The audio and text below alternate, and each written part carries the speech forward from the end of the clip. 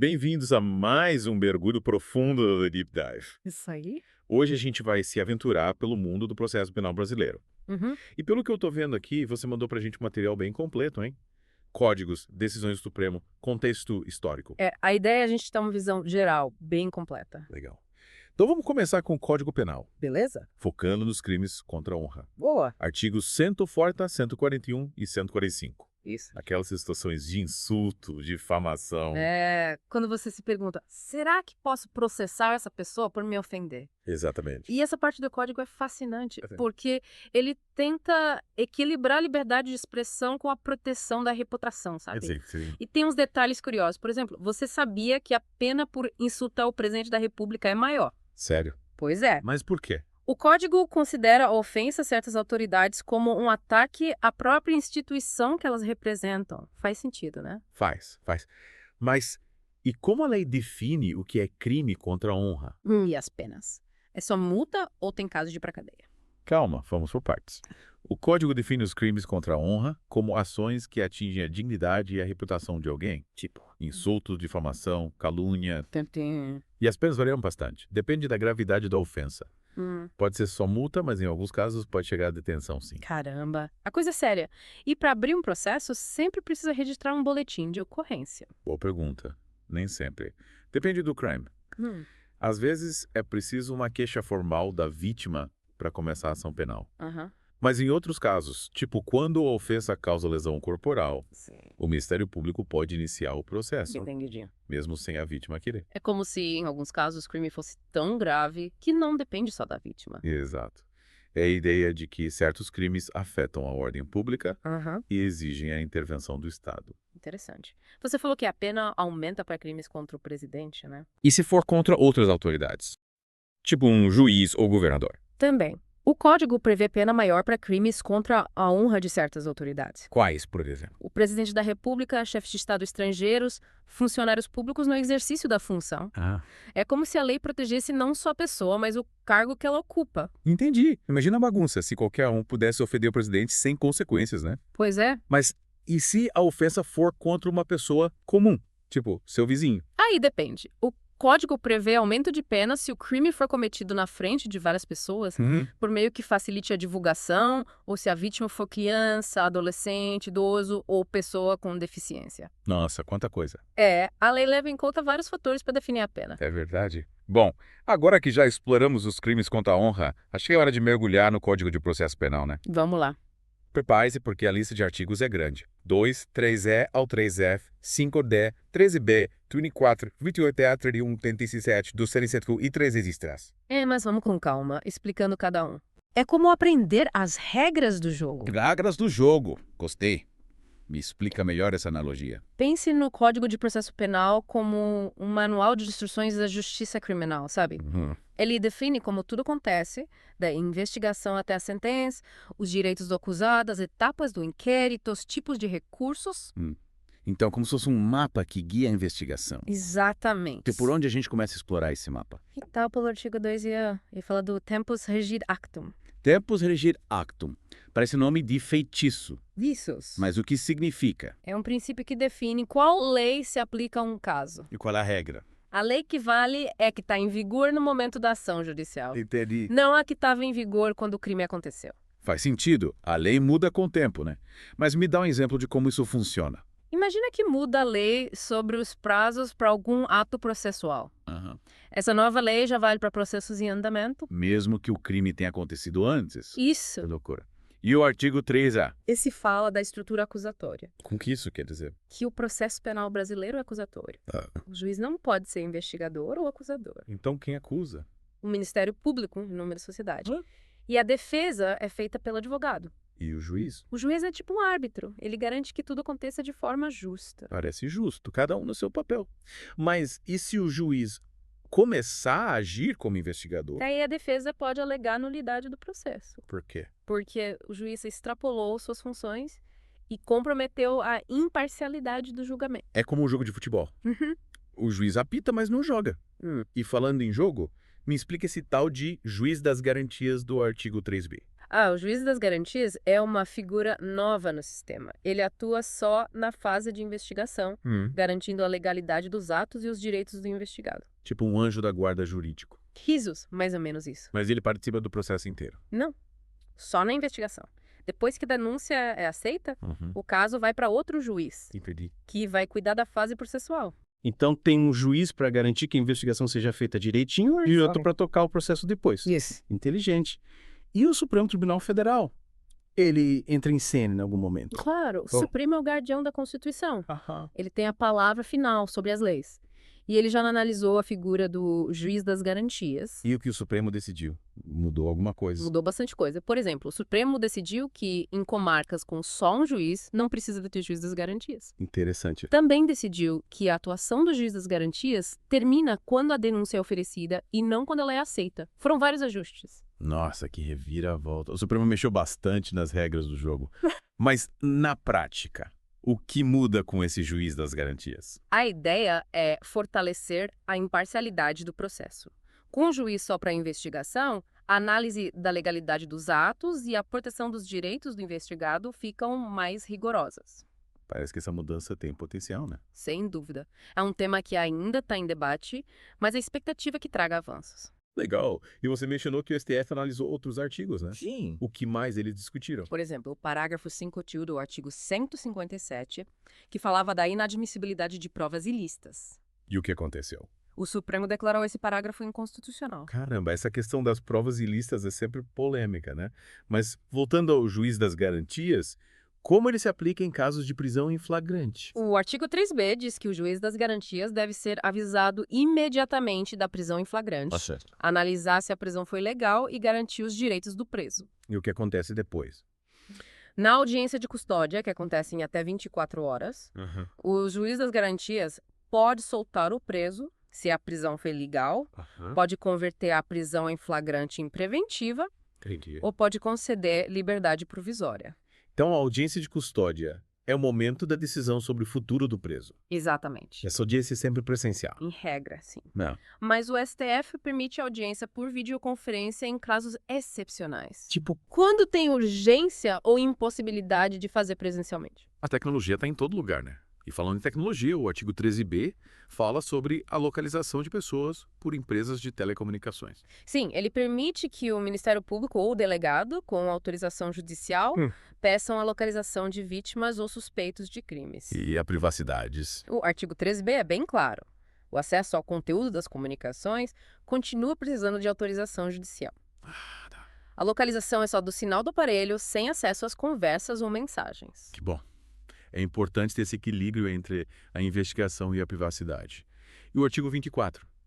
Ele fala da ação penal pública, né? Sim. Me explica como funciona. Em crimes de ação pública, a ação penal é promovida pelo Ministério Público. Mas, em alguns casos, precisa de uma requisição do Ministro da Justiça ou da vítima para começar o processo. E como saber se um crime é de ação pública? A classificação está na lei. Tá. Em crimes de ação pública, o interesse em punir é da sociedade. E o Ministério Público representa essa vontade. E qual a diferença para a ação privada? Na ação privada, o interesse em punir é da vítima. O processo só começa se ela registrar uma queixa-crime. Então a vítima decide se o processo vai para frente ou não. Basicamente, sim. E o artigo 28 é? Esse trata do acordo de não persecução penal. O que é isso? É uma alternativa para evitar um processo judicial completo. Como assim? O Ministério Público propõe um acordo ao investigado que, se cumprido, evita a denúncia. Tipo uma segunda chance. É uma forma de resolver o conflito de forma mais rápida, mas só em crimes sem violência, com pena mínima menor que 4 anos. E se o investigado confessar? E o que o investigado tem que fazer? Depende do acordo. Pode ser reparar o dano, prestar serviços à comunidade, pagar uma quantia. Parece uma boa alternativa para certos casos. Sem dúvida. E quem decide se aceita o acordo? O juiz das garantias. E se ele não aceitar? O processo volta para o Ministério Público, que pode ajustar a proposta ou oferecer a denúncia. Quanta burocracia. Mas se o acordo for cumprido, o processo termina. Sim, o juiz declara extinta a punibilidade. Uau. E o artigo 31? Ele fala da sucessão processual, né? Isso. O que é isso? É quando, por exemplo, a vítima morre durante o processo. Aí o direito de continuar o processo passa para os familiares. Entendi. É como se a família herdasse o direito de buscar justiça. Exato. Bom, falamos bastante sobre o Código de Processo Penal. Sim. Ainda falta o contexto histórico. Verdade. Para entender o processo penal de hoje, precisamos conhecer sua história. E aí, entre as constituições de 1891 e 1934, né? Isso mesmo. O que elas têm a ver com o processo penal? A Constituição de 1891, inspirada no modelo americano, dava muita autonomia aos estados. Cada estado tinha seu próprio Código de Processo Penal. Caramba, que bagunça. Era uma época de muita descentralização. Aham. Mas a Constituição de 1934 mudou isso, centralizando mais o sistema. E aí?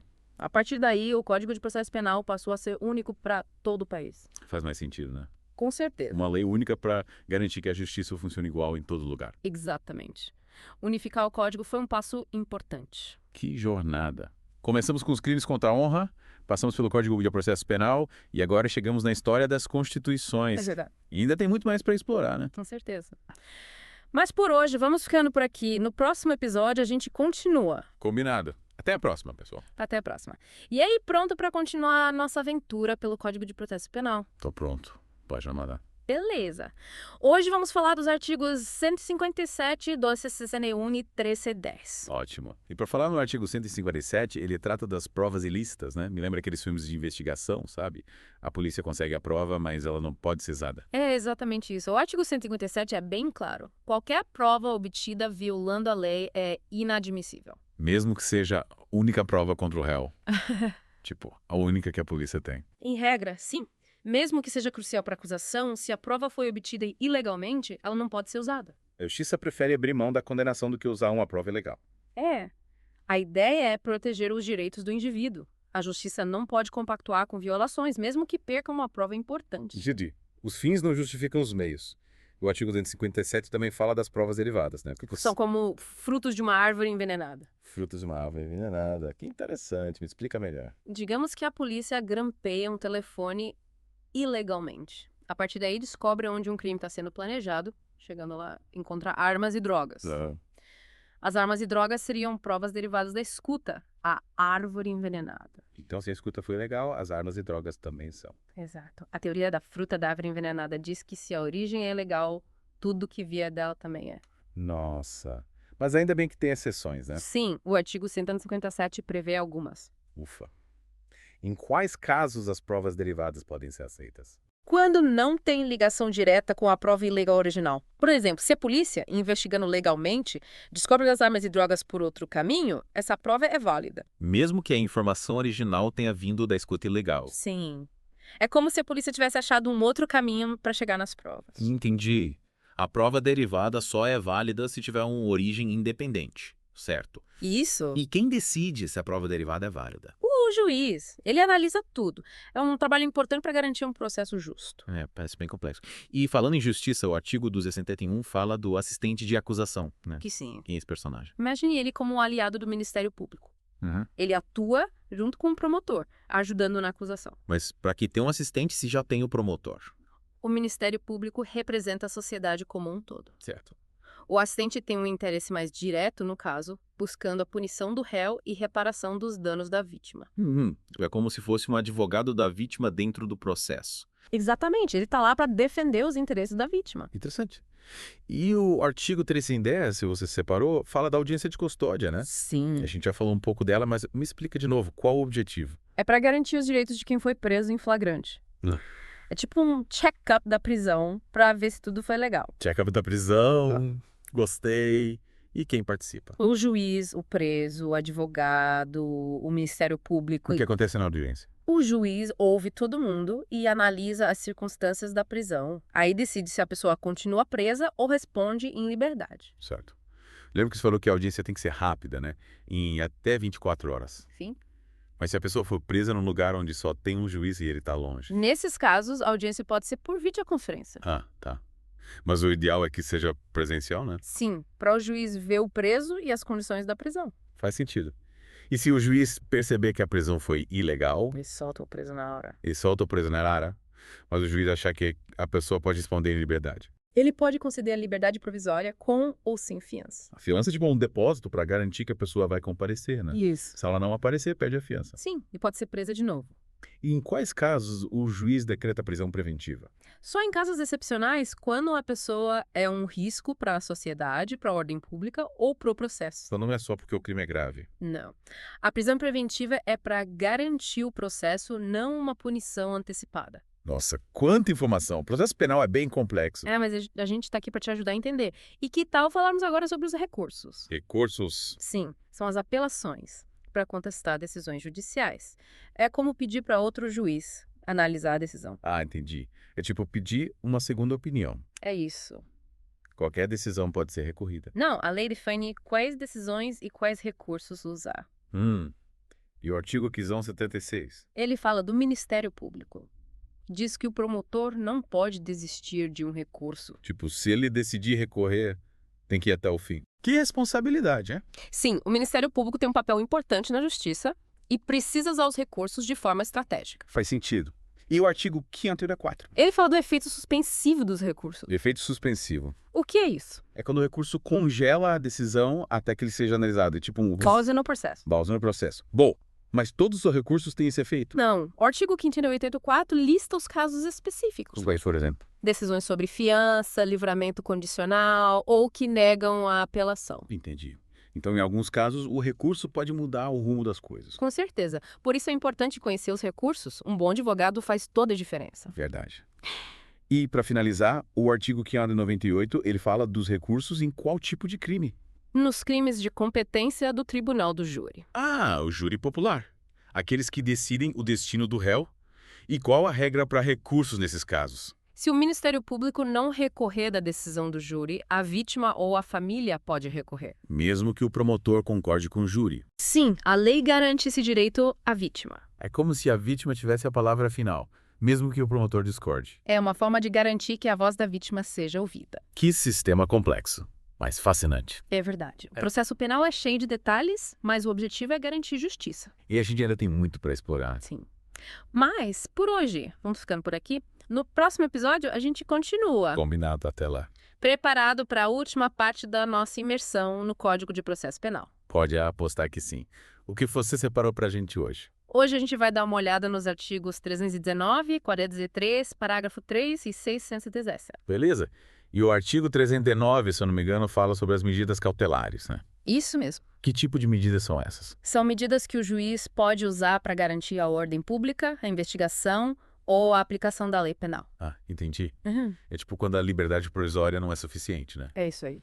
E quais são essas medidas? O que o juiz pode fazer? Depende da situação. Ele pode proibir o réu de sair da cidade, de chegar perto da vítima, de ir em certos lugares, de falar com certas pessoas. Sei. Em casos mais graves, pode até mandar para prisão domiciliar ou usar a tornozeleira eletrônica. Nossa, o juiz tem bastante poder, hein? Mas me explica uma coisa, quando ele decide usar essas medidas? O artigo 319 lista várias situações. Quando tem risco de fuga, risco do réu ameaçar testemunhas, destruir provas ou continuar cometendo crimes. Entendi. Mas é importante lembrar que essas medidas só podem ser usadas se forem necessárias, tá? Claro. E proporcionais ao crime. Nada de usar uma medida super rigorosa para um crime leve. Faz sentido. E como o juiz escolhe qual medida usar? Ele analisa cada caso com cuidado. A gravidade do crime, a situação da prisão, a vida do réu. É uma decisão complexa que exige bastante do juiz. Parece que sim. E essas medidas duram até quando? Só enquanto forem necessárias. Elas podem ser revogadas a qualquer momento pelo juiz. Ufa. Ainda bem. Imagina ficar preso a essas medidas para sempre. E falando em liberdade, o artigo 403, parágrafo 3, fala da liberdade do réu depois da sentença, né? Sim. Que ele disse. Que geralmente o réu só pode ser preso depois da sentença se tiver algum motivo para prisão preventiva. Ou seja, se o juiz achar que a pessoa não oferece risco, ela pode recorrer em liberdade. Exatamente. Mas se a pessoa fugir... É um risco, mas a lei tenta evitar isso. Como? Impondo medidas cautelares, prendendo o passaporte, avisando a Interpol, e a fuga pode aumentar a pena depois. Então é melhor não arriscar, né? E para a gente finalizar, o artigo 617 ele fala da revisão criminal, certo? Isso aí. O que é essa revisão criminal? É um recurso para corrigir erros em julgamentos. É como pedir para refazer o julgamento quando aparecem novas provas. Interessante. Tipo uma segunda chance para quem foi condenado injustamente. É mais ou menos isso. Serve para garantir que a decisão seja justa, sabe? Quem pode pedir essa revisão? O próprio réu, a família, o Ministério Público, até o juiz. se ele perceber que errou. Então é tipo um botão de reset da justiça, né? Para corrigir as coisas e garantir que a verdade apareça. É uma boa forma de pensar. Nossa, que jornada incrível. A gente aprendeu tanto sobre o Código de Processo Penal, foi uma verdadeira maratona. É verdade. Desvendamos os artigos, os recursos, a história. E espero que os nossos ouvintes tenham gostado dessa imersão no mundo jurídico. Espero que sim. E que continuem explorando esse universo fascinante. Afinal, o conhecimento é a chave para a gente entender os nossos direitos e deveres. Concordo plenamente. E para você que nos acompanhou até aqui, fica a reflexão. Como você acha que a tecnologia vai impactar o processo penal no futuro? Deixe sua opinião nos comentários. Valeu, pessoal. Até a próxima!